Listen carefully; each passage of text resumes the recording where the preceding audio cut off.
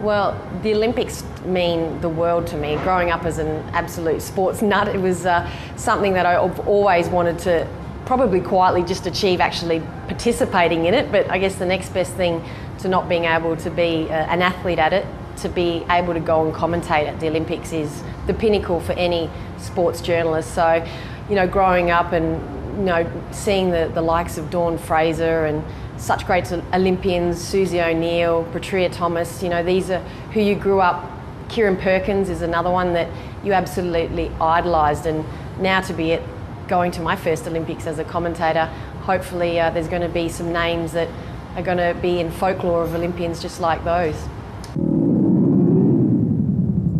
To say I'd be looking forward to a particular sport would probably be pretty hard. To go to any Olympics and watch a sport live is pretty amazing. But prediction-wise, I think we've got a great chance in athletics this year. Sally Pearson, no doubt she's feeling a bit of pressure like Kathy Freeman was back in the Sydney Olympics. So I think Sally Pearson is potentially, we're going to see her definitely on the podium. Also our long jumpers, Mitchell Watt and also Henry Frayne have got a great chance of being on the podium as well.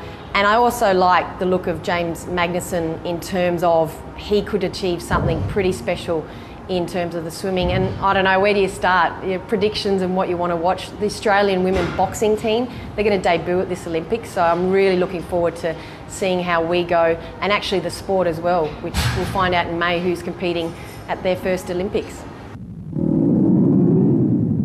To be going to the London Olympics as my first Olympics as a commentator is something that's going to be truly special.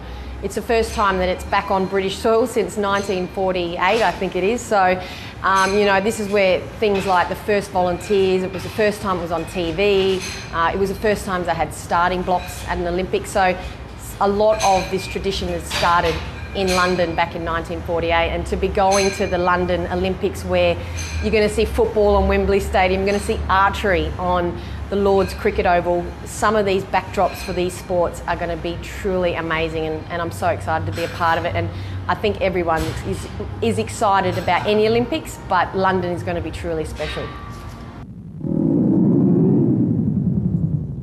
Well, the sports that I'll be looking after and keeping a close eye on will include synchronised swimming, and it's actually the second time that our team has qualified for the Olympics, so it's going to be very special for them.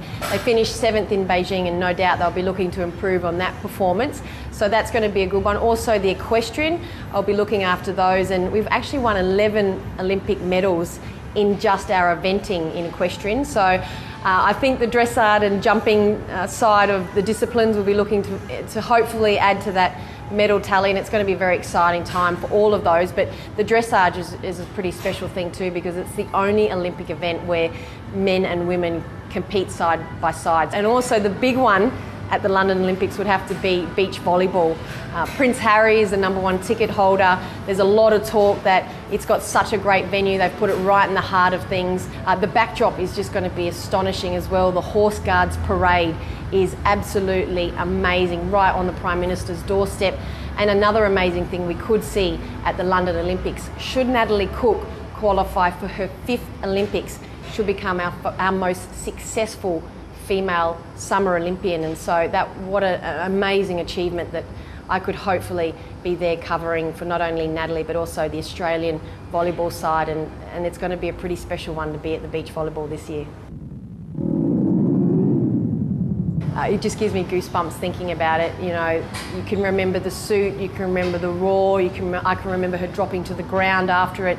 It was just one of those magical moments that I will remember forever. But also, I couldn't get to Sydney for the Olympics in 2000, but I was in Adelaide, and I went on September the 14th to Hindmarsh Stadium with 14,000 other Olympic tragics, as we could say, and I saw Spain defeat South Korea 3-0, and for me, that was my first live Olympic sport, so that is a memorable moment that I'll cherish forever.